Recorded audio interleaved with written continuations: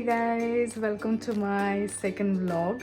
I already dropped my first vlog yesterday, and thank you so much whomever have subscribed to my channel and liked it and comment on it.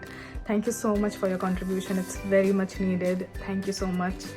And this comments and this kind of love has lead me to this my second vlog. It's Monday, what's the date? Sorry, it's 27th, Monday, 10:30, and today I'm going to discuss about this topic. Actually, I got a comment on my previous vlog from Ujjwal and Rupesh, and they were mentioning about the job opportunities, and so the topics like full-time job opportunities and part-time job opportunities, they are kind of broad topics. We cannot really cover all of them within few minutes. From in 10 to 15 minutes we cannot really cover it, but let's just start from the basic, like what are the perceptions we from different countries, we people from different countries have about first world country like USA or UK, about the job opportunities here.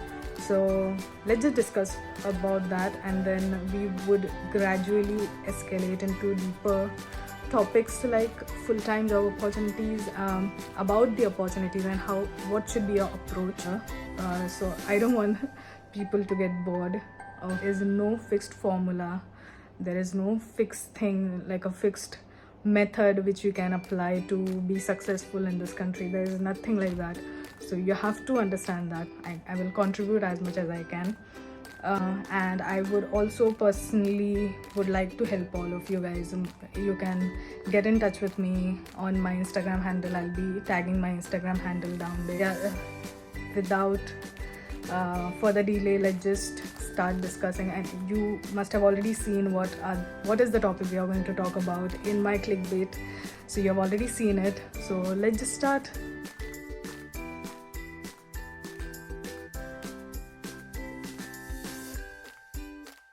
So today I have Dami with me.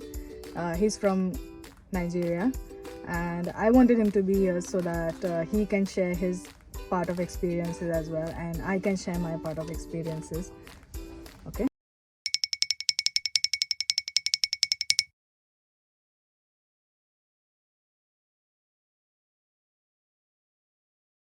In your country, you are someone that have a lot of people to give you information. Here is different. Yeah. Everybody minds their business here.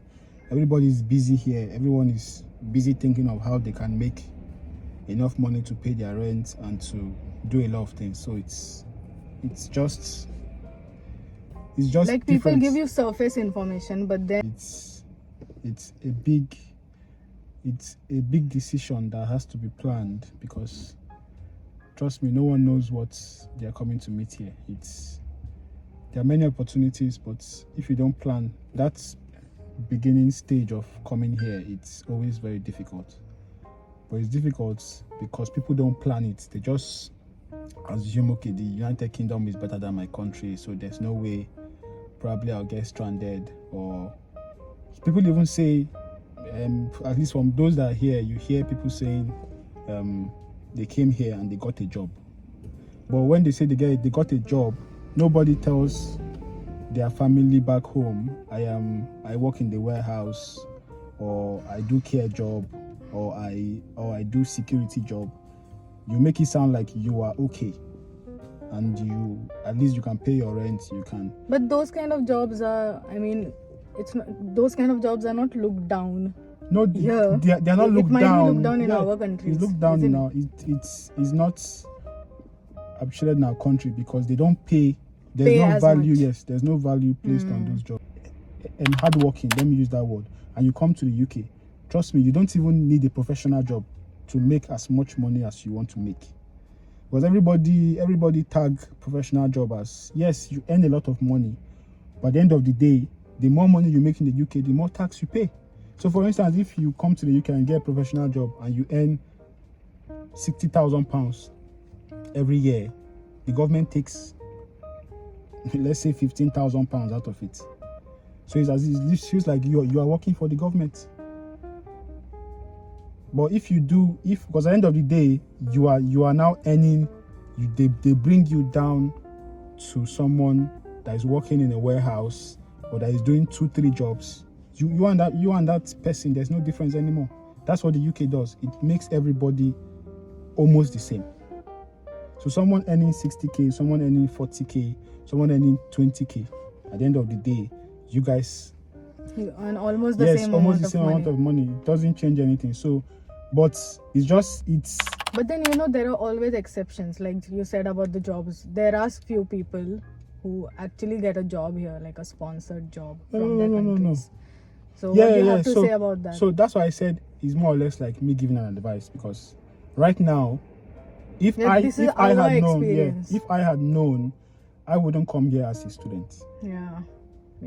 I would actually come here on a working visa. on a skilled worker visa. I think that's because right now, especially for Indians, they've opened the route for 3,000 people to come in. Yeah. So you guys are on the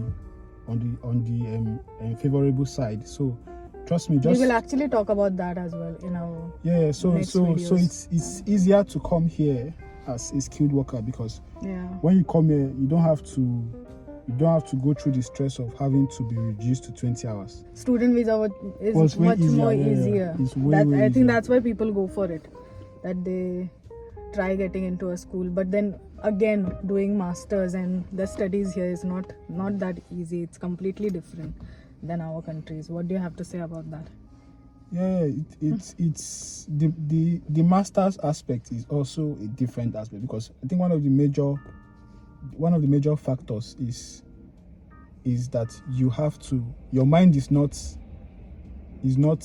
in one place. For instance, you have school, you have work, you having to do everything by yourself, except probably you come here with your wife, or you come here with family. Then they decide to work, and you are allowed to study for your exams or study for your, except that. But if you are here alone, it's all man for himself. No company will hire you to come and work part-time, except you are one of the best, except you have collected an award for being one of the best programmers, or being one of the, then the company can hire you. But if you are not on that category of the best of the best of the best of the best, of which even in this part of the world, even if you are the best, because you are coming from a third world country, your job experience there is not even valued here.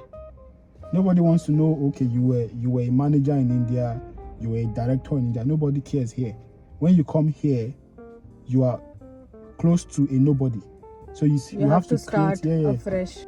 There's this peace everyone gets when you know there is money in your bank account. I personally, I have peace. Me too. When I know there's money, because I know, okay, tomorrow you can wake up and say, I want to do this. You have money. But when you have limited financial resources, it's difficult to concentrate, because maybe some people are lucky. They can call their parents and say, okay, I have exams to write, send me money, I won't be able to work. Or they have sisters, but someone like me, I didn't have. I have a sister here, but everyone is struggling. So you cannot say, send me money. Hello. Yeah, and in this place, everyone is working for their own. Everyone is trying to make sure. Nobody can really go out of the way and help you. Like maybe it happens in our countries back there, but then here everybody is working for themselves. Everyone is busy trying to make money. It depends. What are the things you pay for normally? No, I think it's when it comes to and costs. What can be the estimate of be the estimate amount? Well, to be honest, there's no estimate, because, for instance, when I came here, I saw houses where I saw a lot of Indian boys staying. I think the house was a 3-bedroom house, and I noticed there were 11 guys staying in that house. And I understand, because trust me, that's like the best feeling ever, to have people to have to pay little rent. Yeah. But in my own case, I didn't have that privilege. So I have to pay my rent myself. But if you are opportune to be in that situation, then you are lucky enough, because at the end of the day, you can feed well, you can have money to save, and you can also do. And here, for instance, she spoke about electricity bill. Here, there are houses where it's bills included. So when you rent the house, you don't have to pay for water, you don't have to pay for lights, you don't have to pay for any other thing. It's all paid for. You just come in, pay your rent, stay your time, and you leave. So at least as a newcomer here, you have to, I think it comes to how well you want to manage what you have. But it's easier to look for an accommodation before, especially as a student, because in some cases you might be resuming when you already have classes. So everything should have been sorted, so that as soon as you come to the UK, you settle down and start going for your classes. So did you look for your accommodation before you came here? Yes. So he looked for the accommodation, and me too. I looked for the accommodation before I came here. I joined some of the WhatsApp groups. Or where did you find it on? No, like I said, I have a sister here, so she came and saw the accommodation, sent me pictures. Yeah. There are also some apps. I'll also tag some of the apps which you can refer to look for the accommodations here. Yeah, you can join the groups, which can be, university groups, which can be much more effective, because you will get your roommates as well there. So you get to know that who are living in the house, and if they have any space in the house, so you can just manage over there, or you can go for the apps. Every school try to tell you that they already have student accommodations, which are very expensive, and the spaces they allocate to you are very small. Yeah. But because they tell you it's secured, it's owned safe by the school, is safe, so they charge you more, and they make it look they make them look nice, but the spaces given to you are very small, very tiny. But if you can afford that, yes. Yeah, if you can afford, then you can afford go for that. it. If you have that. Sorry guys, we cannot record further because Dami had something to do. He had to rush somewhere and I had my work to do. But in evening, we went to this restaurant called Bombay Joe's around 7. And it was a beautiful Indian restaurant actually. I'll show you the food as well.